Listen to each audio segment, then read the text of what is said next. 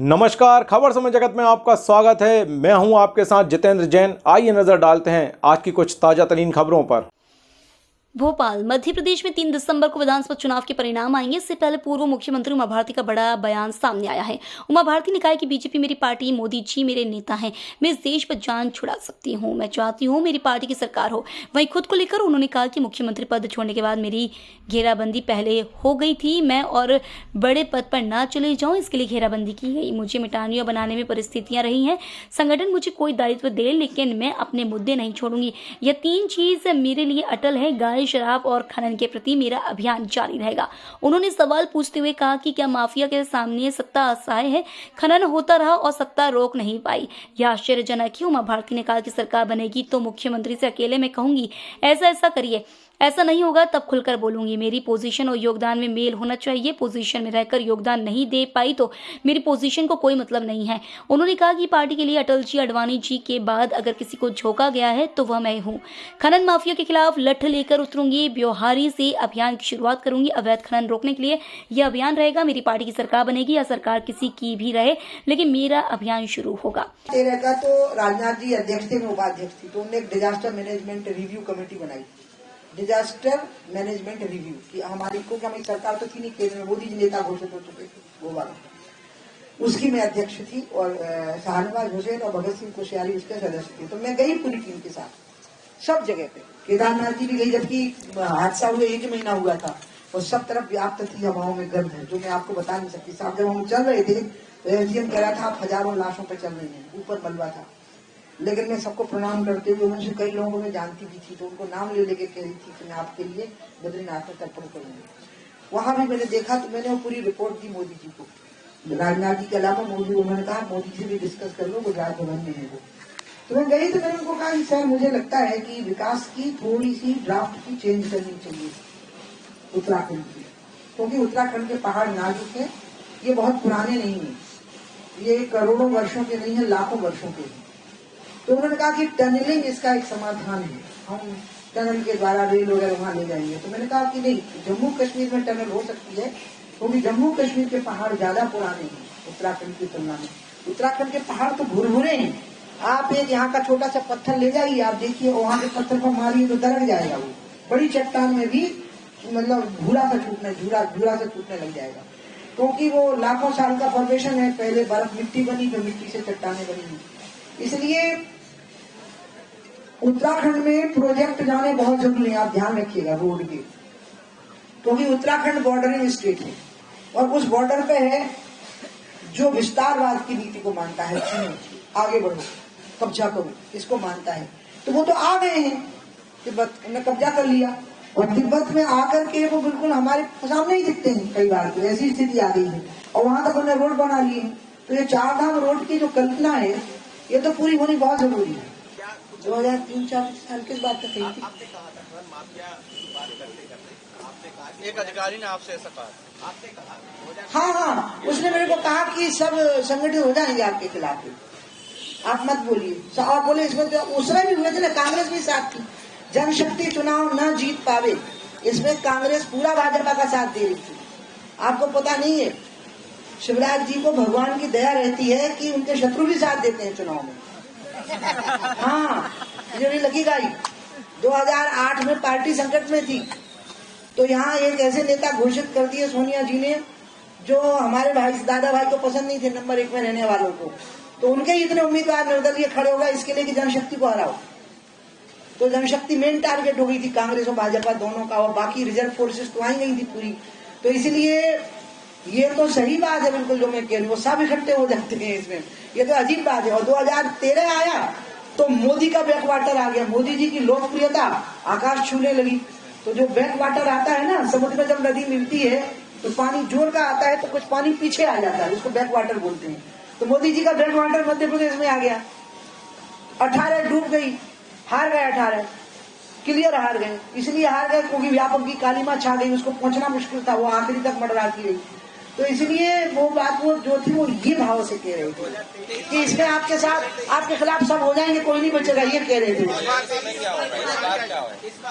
मैं तो ये जेब खर्च देना बहुत जरूरी होता है। घर में जो लोअर मिडिल क्लास की महिलाएं होती हैं, उनको एक एक बात के लिए हाथ फैलाना पड़ता है। एक भाई के नाते बहन को एक गिफ्ट है, एक जेस्चर है। आपका जवाब दूँ, एक जेस्चर है कि बहुत अच्छा हुआ। लेकिन मैं ये चाहूंगी, मैं फिर I will again come back to Modi.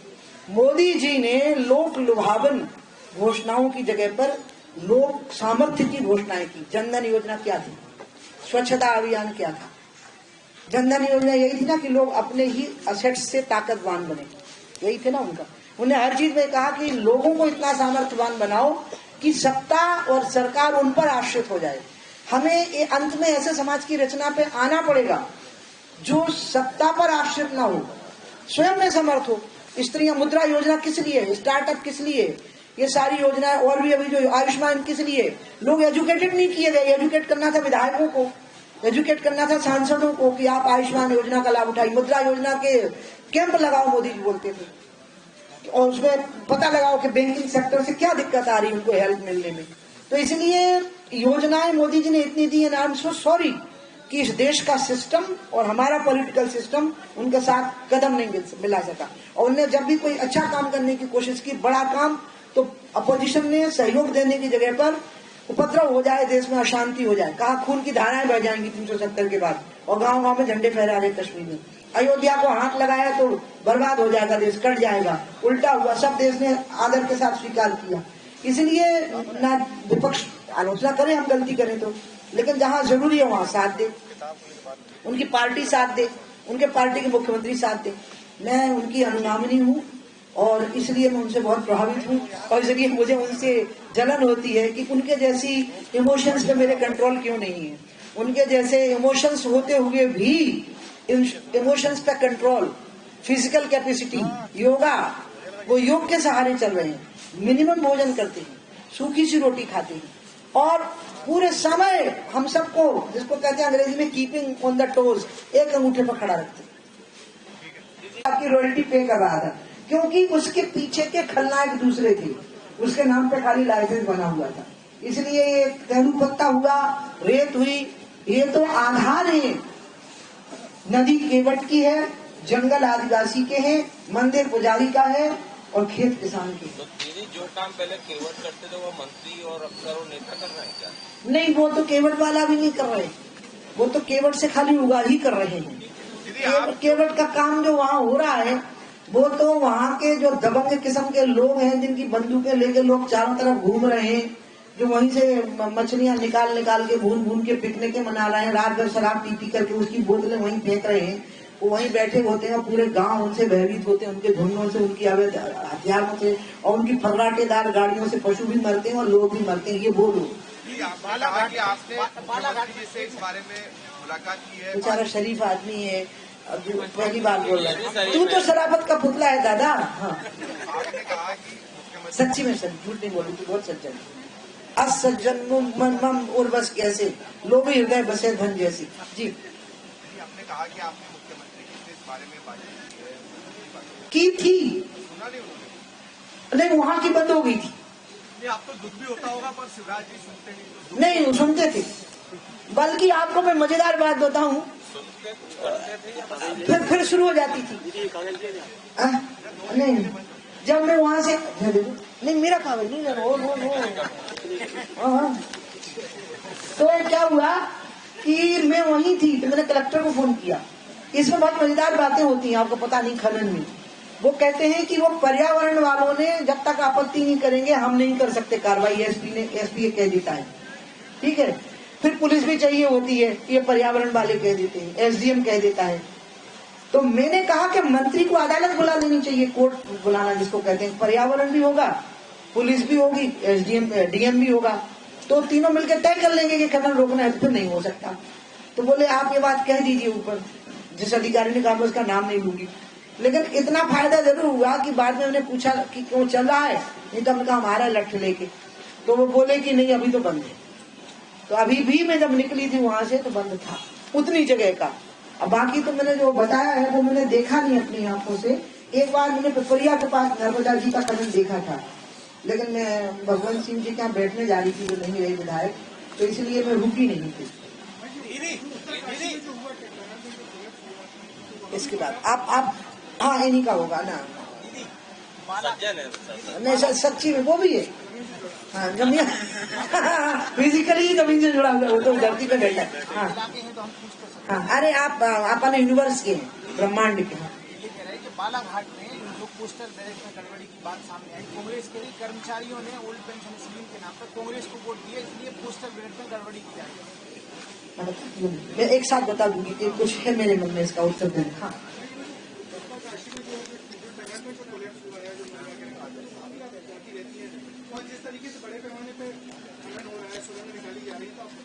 का प्रेजेंटेशन किया था टीकमगढ़ विधानसभा के रिजल्ट का, क्योंकि सुनील नायक की जब हत्या हुई तो उसके पहले जो छेड़खानी हुई उसी पे तो मारा गया था। वो जब मतदान पर पहुंचा था वो बीजेपी ज्वाइन कर चुका था मुझे छोड़ के, लेकिन उसकी हत्या से मैं इतनी दुखी हो गई थी कि मैं भूल ही गई और मैं खोज में लग गई कि हुआ क्या था। उसमें जो कुछ था वो मैंने चुनाव को दिखाया था, इलेक्शन कमीशन को एकांत में प्रेजेंटेशन हुआ था। प्रेजेंटेशन से पहले जिनने प्रेजेंटेशन किया था उन्होंने गारंटी मांगी थी कि हमारी जीवन रक्षा की जाएगी। तो कुछ कर्मचारी प्रेजेंटेशन के लिए गए थे कि कैसे अंदर प्रवेश हुआ था और कैसे टीकमगढ़ और पृथ्वीपुर की वोटिंग मशीनों के साथ खेल हुआ था। अगर आपकी याद हो मैंने प्रेस कॉन्फ्रेंस भी की थी और तब भी बालाघाट की बात सामने आई थी कि बालाघाट में खेल हुआ है। लेकिन मुझे इलेक्शन कमीशन ने कहा कि आप कोर्ट में जाइए इस मसले को लेकर। मैं कहा तो फिर मारे जाएंगे, सबूत देने जा ही नहीं पाएंगे। फिर मैंने पार्टी के नोटिस में ये बात लाई। लेकिन कांग्रेस क्या करती, गलती कांग्रेस करती है, जब ये जीत जाते हैं तो ये मिठाई बांटते हैं, हार जाते हैं तो वो मतदान को दोषी ठहराने लग जाते हैं। तो वो थोड़ा स्थिर हो जाएं कि जीतेंगे चाहे हारेंगे, लेकिन ये तो स्वीकार करेंगे कि खिलवाड़ हो सकता है। तो इसमें जब एक मत होंगे तब ना होगा। जब जीत रहे होते हैं एग्जिट पोल में तो मिठाइयां बांटते हैं, तो नाम नहीं लेते कि पेटियों के साथ गड़बड़ हुई। ये बिहार का उदाहरण है। और हार जाते हैं तो कहते हैं पेटियों में गड़बड़ हुई। तो पहले दिन से कहिए, उसको कहते ही रहिए और कहिए कि हमारी जीत भी पेटियों में गड़बड़ करके करवाई हमने। तो ना आपको अपना अपराध एडमिट करना पड़ेगा। इसलिए लेकिन मैं ये मानती हूँ कि ये प्रक्रिया में गड़बड़ी हो सकती है, इस बात की सेंसिटिविटी को सब स्वीकार करते हैं। बस सतर्कता रहे। बालाघाट का एक उदाहरण है हमारे सामने, सुनील नायक का भी उदाहरण था जो मैं दुनिया के सामने प्रस्तुत नहीं कर सकी थी क्योंकि कुछ लोगों की जान खतरे में थी। और इलेक्शन कमीशन ने कहा था कि हम इसको अमान्य कर देंगे, लेकिन आप कोर्ट जाइए, वो बात थी। खबर समय जगत के लिए संवाददाता आदित्य सराठे की report. For latest news, subscribe to our channel and press the bell icon.